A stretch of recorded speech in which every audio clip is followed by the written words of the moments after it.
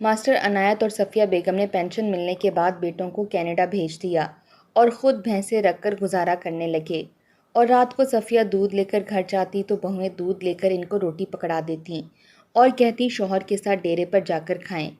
ایک دن بیٹوں نے کہا ابا اب آپ بھینسیں فروخت کر دیں اور آرام سے گھر بیٹھ کر کھائیں، تو بہوؤں نے بھینسیں فروخت کر کے پیسے رکھ لیے اور یہ کہہ کر دونوں کو ڈیرے پر بھیج دیا کہ رات کو کھانستے ہو تو بچے اٹھ جاتے ہیں، اور پھر ان دونوں کی خبر تک نہ لی۔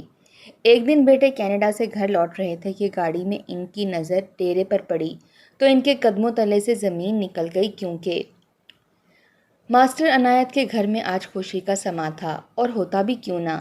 لمبے عرصے تک سرکاری نوکری کرنے کے بعد آج ماسٹر عنایت ریٹائر ہو رہے تھے۔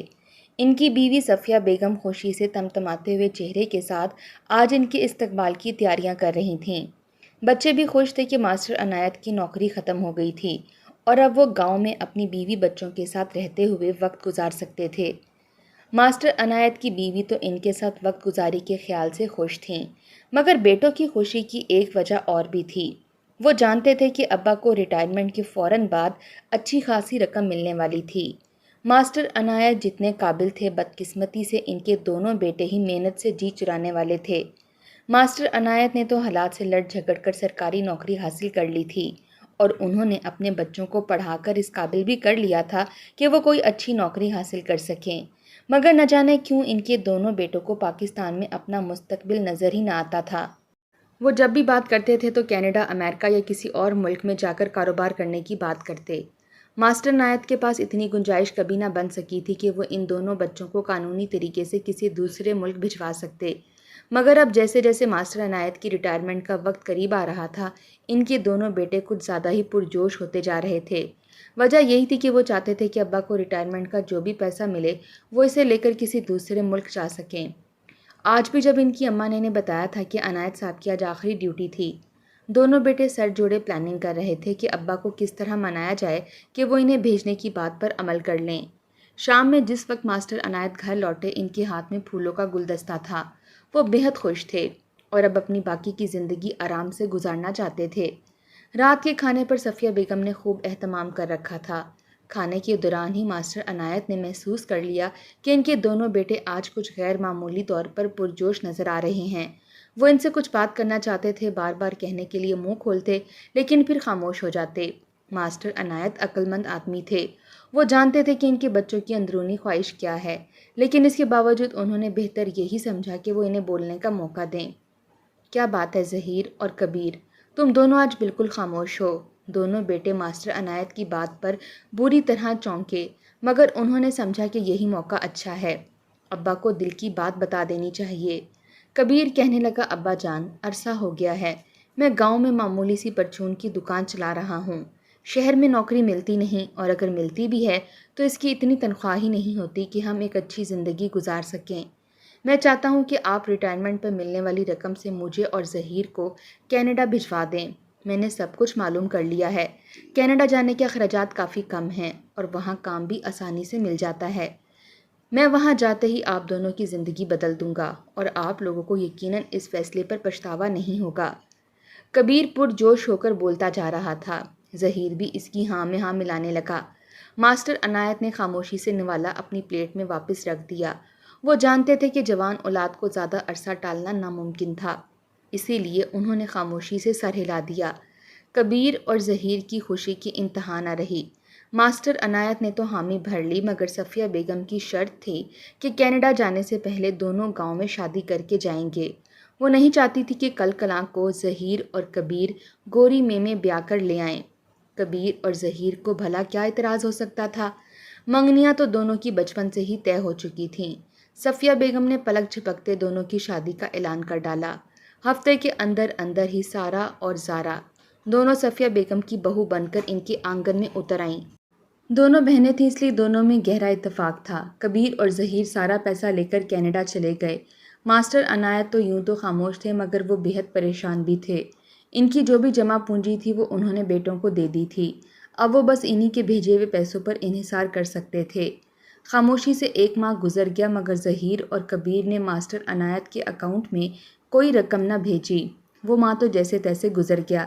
جب اگلا ماہ ختم ہوا اور کوئی رقم نہ آئی تو ماسٹر عنایت نے مجبور ہو کر کبیر کو فون کیا اور کچھ رقم بھیجنے کا کہا۔ کیا کہہ رہے ہیں ابا؟ رقم بھجوا تو رہا ہوں، سارا اور زارا دونوں کے اکاؤنٹ میں۔ پچھلے ماہ بھی پیسے بھجوائے تھے اور اس مہینے بھی۔ آپ دونوں کا بھلا اپنا کیا خرچہ ہوتا ہے؟ جو کچھ کھانا پینا ہوتا ہے وہ سارا اور زارا سے کہہ دیا کریں، وہ بنا دیا کریں گی۔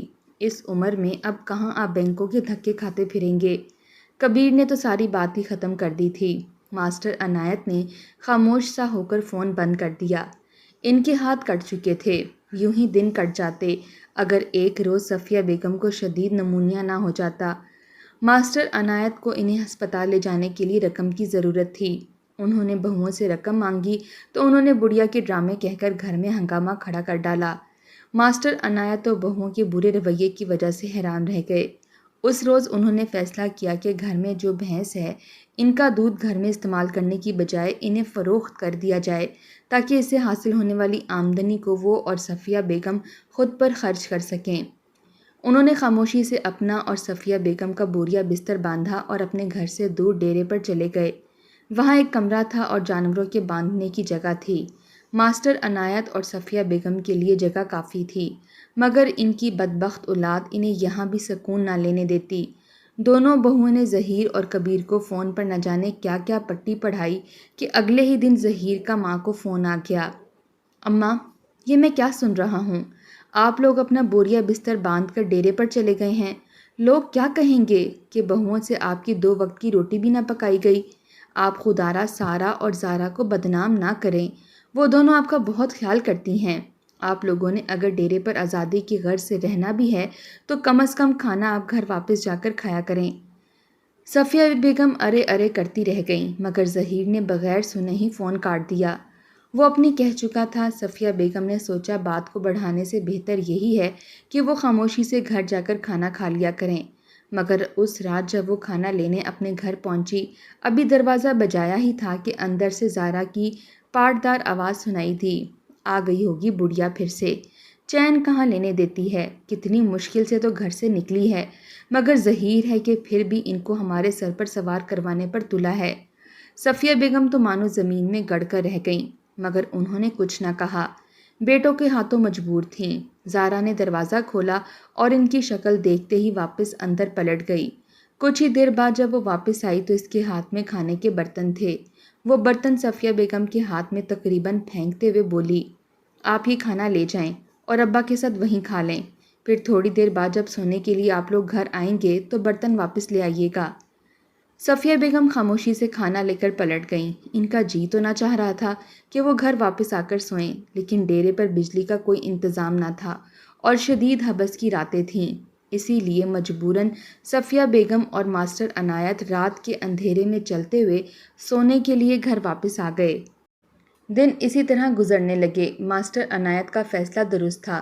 دودھ کو بیچ کر انہیں اچھی خاصی آمدنی ہونے لگ گئی تھی۔ یہ آمدنی وہ اپنے اور صفیہ بیگم کے اوپر خرچ کرتے۔ ایک روز ماسٹر عنایت اور صفیہ بیگم رات کو گھر لوٹے ہی تھے کہ کبیر کا ننھا سا بیٹا جو اس کے جانے کے بعد پیدا ہوا تھا، پاؤں پاؤں چلتا ہوا ان کے پاس آ پہنچا۔ ماسٹر عنایت کو بے اختیار اس پر پیار آ گیا۔ اگلے ہی دن انہوں نے اپنی ساری مصروفیت ایک طرف رکھی اور شہر جا کر اپنے پوتے کے لیے واکر خرید لائے۔ وہ واکر اس قدر خوبصورت اور مہنگی تھی کہ زارا کی آنکھیں پھٹی کی پھٹی رہ گئیں۔ تھوڑی ہی دیر کے بعد دونوں بہنیں سر جوڑ کر بیٹھ گئیں۔ لگتا ہے کہ یہ دونوں بوڑھے اچھی خاصی رقم کما رہے ہیں، جبھی تو اتنا مہنگا واکر خرید کر لے آئے ہیں۔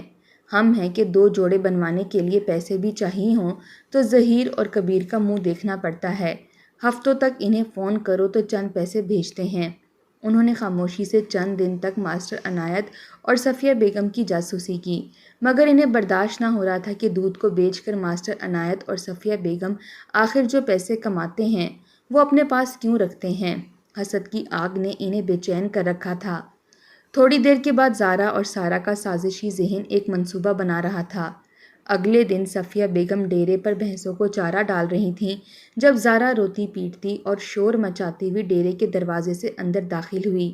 اماں جی کہاں ہیں آپ؟ مجھے اور سارا کو بچوں سمیت وہاں گھر میں اکیلا چھوڑ کر آپ دونوں یہاں پر بیٹھے رہتے ہیں۔ ہم دونوں کی عزت محفوظ نہیں ہے۔ آج اگر ہمیں اللہ نے نہ بچایا ہوتا تو نہ جانے ہمارے ساتھ کیا سلوک ہوتا۔ بری طرح روتی بلکتی وہ دھاڑے مار رہی تھی۔ صفیہ بیگم کے تو ہاتھ پاؤں پھول گئے۔ انہوں نے زہرا کو پکڑ کر چارپائی پر بٹھایا اور جلدی سے پانی کا گلاس لا کر دیا۔ اس نے پانی پیتے ہی پھر سے شور شرابہ شروع کر دیا۔ میں کچھ نہیں جانتی، بس آج سے آپ لوگ ڈیرے پر نہیں رہیں گے۔ گھر میں آج دن دہاڑے چور گھس آیا تھا۔ میں نے اور سارا نے بڑی مشکل سے خود کو کمرے میں بند کر کے بچایا۔ نہ معلوم وہ گھر سے کیا کیا چیزیں چرا کر لے گیا ہے، زہرا نے بھرائی ہوئی آواز کے ساتھ بتایا۔ تو صفیہ بیگم کے اوسان خطا ہو گئے۔ ماسٹر عنایت بھی تب تک آ چکے تھے۔ یہ بات انہوں نے سنی تو شدید فکر مند ہو گئے۔ اب ان کے پاس اور کوئی چارہ نہ تھا کہ وہ دوبارہ سے بہوؤں کے ساتھ ان کے گھر جا کر رہنا شروع کر دیتے۔ انہوں نے خاموشی سے اپنا بوریا بستر باندھا اور دوبارہ سے اپنے گھر جا پہنچے۔ اس بار بھینسیں بھی وہ اپنے ساتھ ہی لے کر آئے تھے۔ گھر آنے کے بعد 1-2 دن تک تو سب کچھ بالکل ٹھیک رہا، مگر ایک روز جب ماسٹر عنایت بھینسوں کا دودھ فروخت کرنے جا رہے تھے تو سارا نے لپک کر ان کے ہاتھ سے دودھ کی بالٹی لے لی۔ ابا جی، کیا آپ اس عمر میں محنت کرتے رہتے ہیں؟ آپ بس دودھ نکال لیا کریں، فروخت میں خود ہی کر لیا کروں گی۔ ماسٹر عنایت زہرا کا منہ دیکھتے رہ گئے۔ وہ جان گئے تھے کہ بہو انہیں واپس کیوں لے کر آئی ہے، مگر وہ کسی بھی صورت میں دودھ سے حاصل ہونے والی آمدنی سے ہاتھ نہیں دھو سکتے تھے۔ یہ ان کی گزر بسر کا واحد ذریعہ تھی۔ ان کے انکار پر دونوں بہوؤں نے اس قدر ہنگامہ مچایا کہ ماسٹر عنایت نے کانوں کو ہاتھ لگا لیے۔ دونوں بہوؤں نے ان سے بول چال بند کر دی۔ اس پر بھی بس نہ کیا تو ایک رات ظہیر کا فون آ گیا۔ ابا، آپ کو شرم نہیں آتی؟ اس عمر میں بہوؤں پر ظلم ڈھاتے ہیں۔ وہ بیچاریاں اپنا گھر بار چھوڑ کر آپ دونوں کی خدمت میں جٹی رہتی ہیں۔ ہم دونوں بھی وہاں موجود نہیں ہیں۔ وہ صرف آپ دونوں کے ہی سہارے پر تو رہتی ہیں، لیکن آپ دونوں میاں بیوی نہ جانے کس مٹی کے بنے ہیں۔ کبھی کسی بات کو لے کر ہنگامہ کرتے ہیں تو کبھی کسی بات کو لے کر۔ اب بھینسوں کے دودھ کو لے کر آپ نے زہرا کو کتنی باتیں سنا ڈالی ہیں۔ سارے فساد کی جڑ یہی بھینسیں ہیں۔ بہتر یہی ہے کہ آپ ان دونوں بھینسوں کو فروخت کر دیں۔ ظہیر نے ہمیشہ کی طرح بات ختم کی اور فون کاٹ دیا۔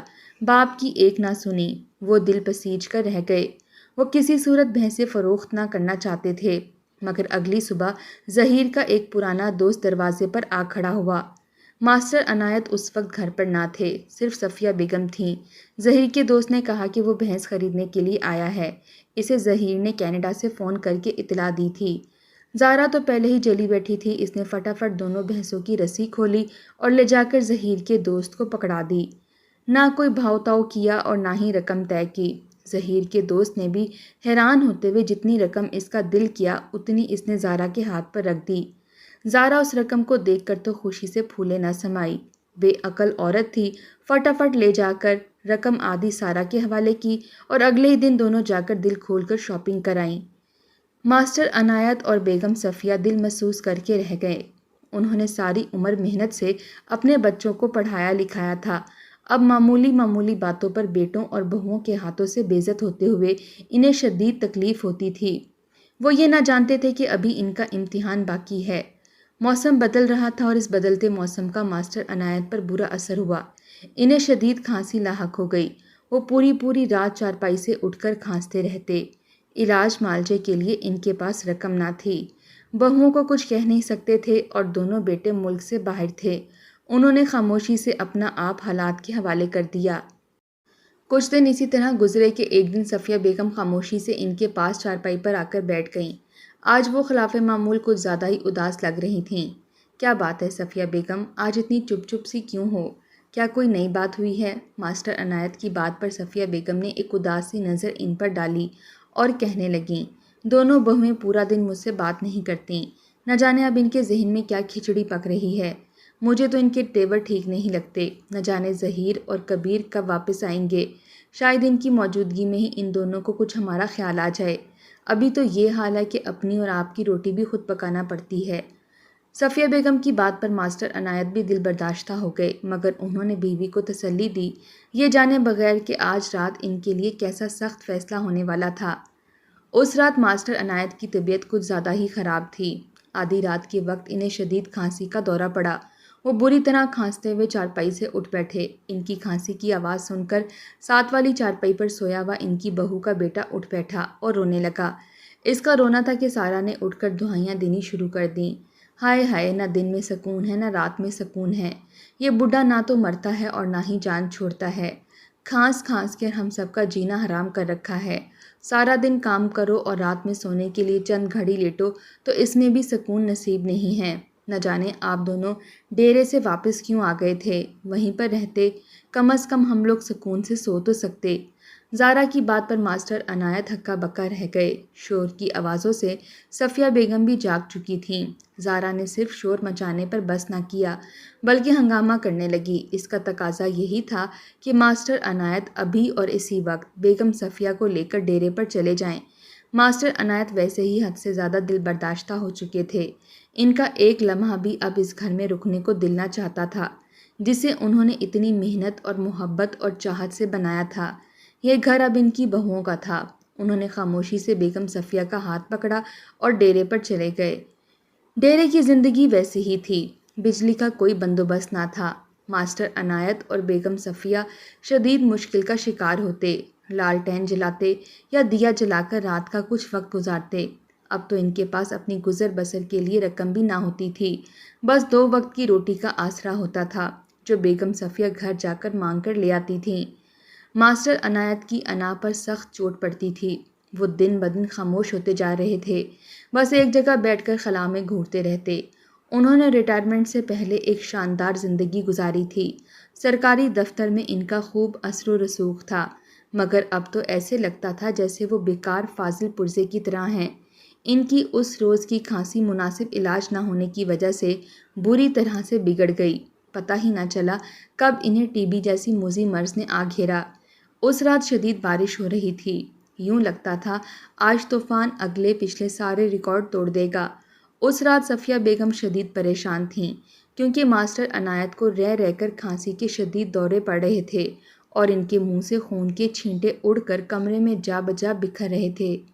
کتنی بار چپکے رو چکی تھیں، ان کے پاس رقم نہ تھی کہ وہ ماسٹر عنایت کا علاج کروا سکیں۔ کتنی ہی دیر تک وہ ماسٹر عنایت کی ٹانگیں دباتی رہیں اور اپنے بیٹوں کو یاد کر کے روتی رہیں۔ انہیں یاد آیا جب دونوں بیٹے پیدا ہوئے تھے تو کیسے ان کا سر فخر سے بلند ہو گیا تھا کہ ان کے بڑھاپے کا سہارا بنیں گے، مگر بیٹوں نے تو پلٹ کر پوچھا ہی نہ تھا۔ جب 2 بہوؤں کو وہ اپنے ہاتھوں سے بیاہ کر لائی تھیں، وہ اپنے گھر میں سکون سے رہ رہی تھیں اور ان کے بیٹوں کی کمائیاں کھا رہی تھیں۔ انہیں کوئی پرواہ نہ تھی کہ ساس اور سسر ڈیرے پر کس حال میں ہوں گے۔ جیسے جیسے رات سرکتی گئی، ماسٹر عنایت کی طبیعت بگڑتی چلی گئی۔ آخر کار صفیہ بیگم سے ان کی حالت دیکھی نہ گئی، اب تو ان کی سانسیں بھی اکھڑنے لگی تھیں۔ انہوں نے فیصلہ کر لیا کہ وہ ماسٹر عنایت کو گاؤں کے باہری سمت میں واقع سرکاری ڈسپنسری میں لے جائیں گی۔ انہوں نے سن رکھا تھا کہ وہاں پر علاج کی اچھی سہولتیں ہیں۔ انہوں نے ماسٹر عنایت کو سہارا دیا اور انہیں چلاتے ہوئے ڈیرے سے باہر نکل آئیں۔ وہ لڑکھڑاتے قدموں سے بڑی مشکل سے چل رہے تھے۔ صفیہ بیگم خود بھی بوڑھی اور ناتواں تھیں، مگر کسی نہ کسی طرح انہوں نے ماسٹر صاحب کا وزن اٹھا لیا۔ جس وقت کچی سڑک سے نکل کر وہ لوگ پکی سڑک پر چڑھے، تبھی اچانک وہ ہوا جس کا ان دونوں میں سے کسی کو گمان تک نہ تھا۔ اچانک بڑی سڑک پر موڑ کے دوسری طرف سے ایک گاڑی ان کی طرف مڑی۔ ہیڈ لائٹس کی روشنی ان دونوں میاں بیوی پر پڑی تو دونوں بری طرح سے لڑکھڑا کر گر پڑے۔ قسمت اچھی تھی کہ گاڑی کی ان کے ساتھ ٹکر نہ ہوئی، ورنہ تیز بارش میں کچھ بھی ممکن تھا۔ گاڑی کا ڈرائیور بکھلا کر باہر نکلا اور ماسٹر عنایت اور بیگم صفیہ کی آنکھیں کھلی کی کھلی رہ گئیں۔ وہ کوئی اور نہیں بلکہ ظہیر تھا، ان کا بیٹا ظہیر۔ اس کے پیچھے پیچھے کبیر بھی گاڑی سے نیچے اتر رہا تھا۔ وہ دونوں آج ہی کینیڈا سے واپس لوٹے تھے اور اب گاڑی بک کروا کر اپنے گاؤں واپس آ رہے تھے۔ کبیر اور ظہیر کی آنکھیں پھٹی کی پھٹی رہ گئی تھیں۔ انہوں نے زمین پر گرے ہوئے کیچڑ میں لت پت اپنے والدین کو دیکھ لیا تھا۔ انہوں نے والدین کی جو یہ حالت دیکھی تو جہاں کے تہاں کھڑے رہ گئے۔ ماں باپ سوکھ کر کانٹا ہو چکے تھے۔ ٹی بی نے ماسٹر عنایت کو موت کے منہ میں پہنچا دیا تھا۔ ان دونوں کو کچھ بھی کہنے کی ضرورت نہ تھی، ان کی حالت کبیر اور ظہیر کو سب کچھ خود ہی بتا رہی تھی۔ رات کے اس پہر وہ دونوں بوڑھے میاں بیوی علاج کی تلاش میں بھٹک رہے تھے، جبکہ ان کے پاس 1 روپیہ تک نہ تھا۔ ظہیر اور کبیر شرمندگی سے گڑ کر رہ گئے۔ انہوں نے بوڑھے ماں باپ کو گاڑی میں بٹھایا اور گاڑی کا رخ موڑ لیا۔ وہ شہر کے بڑے ہسپتال کی جانب جا رہے تھے۔ اگلی صبح طوفان تھم چکا تھا۔ ظہیر اور کبیر والدین کو سہارا دیے اپنے گھر لا رہے تھے۔ گھر آتے ہی انہوں نے سارہ اور زارا کو صاف کہہ دیا کہ اگر ان دونوں نے ان کے والدین کے ساتھ اچھے سلوک سے نہیں رہنا تو وہ اپنے گھر جا سکتی ہیں۔ دونوں کے منہ کھلے کے کھلے رہ گئے، لیکن انہوں نے خاموشی سے شوہروں کا مطالبہ تسلیم کر لیا۔ کبیر اور ظہیر واپس آ چکے تھے۔ انہوں نے گاؤں میں اپنا بھینسوں کا ڈیری فارم بنا لیا تھا۔ قسمت ماسٹر عنایت اور صفیہ بیگم پر ایک مرتبہ پھر سے مہربان ہو گئی تھی کہ ان کے بیٹے دوبارہ سے ان کے فرما بردار بن گئے تھے۔ وہ دونوں ہی اللہ کا شکر ادا کرتے نہ تھکتے تھے۔